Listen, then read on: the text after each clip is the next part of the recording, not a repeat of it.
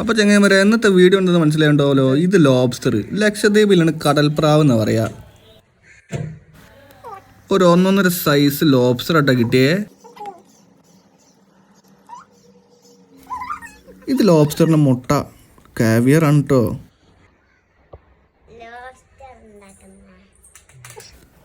തോടൊക്കെ പൊളിച്ചിട്ട് ഇങ്ങനെ കുഞ്ഞാന്ന് അരിഞ്ഞെടുക്കുക ആദ്യം. ഇത്തിരി മഞ്ഞപ്പൊടി, ഇത്തിരി മുളക് പൊടി, ഇത്തിരി ഗരം മസാല, കുറച്ച് മല്ലിപ്പൊടി കൂടി ഇട്ടിട്ട് അങ്ങ് മിക്സ് ആണ് ചെയ്യുക. കുറച്ച് ഉപ്പും ചേച്ചിട്ട് സവാള ഗിരിന്ന് പറഞ്ഞാൽ അരിഞ്ഞുകൊണ്ട് തക്കാളിയും വെളുത്തുള്ളിയും എല്ലാം അരിഞ്ഞ് വെച്ചിട്ട് നമുക്ക് അരി കഴുകാനുണ്ട്. ബിരിയാണി അരി, ഇഞ്ചി, വെളുത്തുള്ളി, പച്ചമുളക്, പെരിഞ്ചീരകം ഇത് ഒന്നായിട്ട് മിക്സിയിൽ ഇട്ടിട്ട് ഒന്ന് അരച്ചങ്ങ് എടുക്കുക. ബിരിയാണിൻ്റെ മസാല ഉണ്ടാക്കാൻ വേണ്ടിയിട്ട് 5 ലിറ്റർ കുക്കർ എടുക്കുക, ഗ്യാസിൽ വെക്കുക, കത്തിക്കുക, വെളിച്ചെണ്ണ ഒഴിക്കുക. നമ്മൾ മിക്സിയിൽ നേരത്തെ അരച്ച വെച്ച അരപ്പെടുത്തിട്ട് നേരെ കുക്കറിലേക്ക് ഇട്ട് നന്നായിട്ടൊന്ന് ഇളക്കി അങ്ങ് കൊടുക്കുക. നേരത്തെ നമ്മൾ മുറിച്ച് വെച്ച തക്കാളിയും ഉള്ളിയും ആ കുക്കറിലേക്ക് ഇടുക, മിക്സ് ചെയ്യുക, അടിപൊളിയാക്കുക. ഓരോ ടീസ്പൂൺ വെച്ച് മല്ലിപ്പൊടി, മുളക് പൊടി, മഞ്ഞൾപ്പൊടി, ഗരം മസാല, ഉപ്പ് ആഡ് ചെയ്ത് കൊടുക്കുക.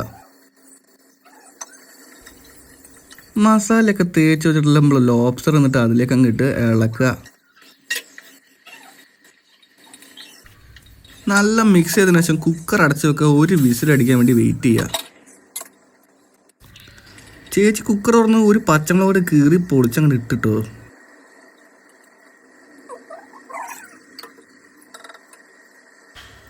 ഇത് ബിരിയാണി അരി കേട്ടോ, കയമയാണ്.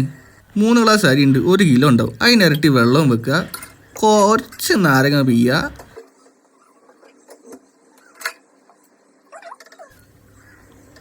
ടേസ്റ്റ് ചെയ്ത് നോക്കിയിട്ട് ഉപ്പ് കുറവാണെങ്കിൽ കുറച്ച് ഉപ്പിടാം കേട്ടോ. നല്ല മിക്സ് ചെയ്തതിനു ശേഷം കുറച്ച് നെയ്യ് ഒഴിക്കുക. കുക്കർ അങ്ങ് അടച്ചു വെക്കുക. ഒരു വിസിലടിച്ച് കഴിഞ്ഞ് തുറക്കുമ്പോൾ എൻ്റെ സാറേ ഒരു മണം വരും. ചൂടോടെ സെർവ് ചെയ്യുക. സൈഡ് ഡിഷായിട്ട് നല്ല സർലാസും കുറച്ച് ചമ്മന്തിയും വെക്കുക. കഴിക്കുക ലോബ്സ്റ്റർ ബിരിയാണി.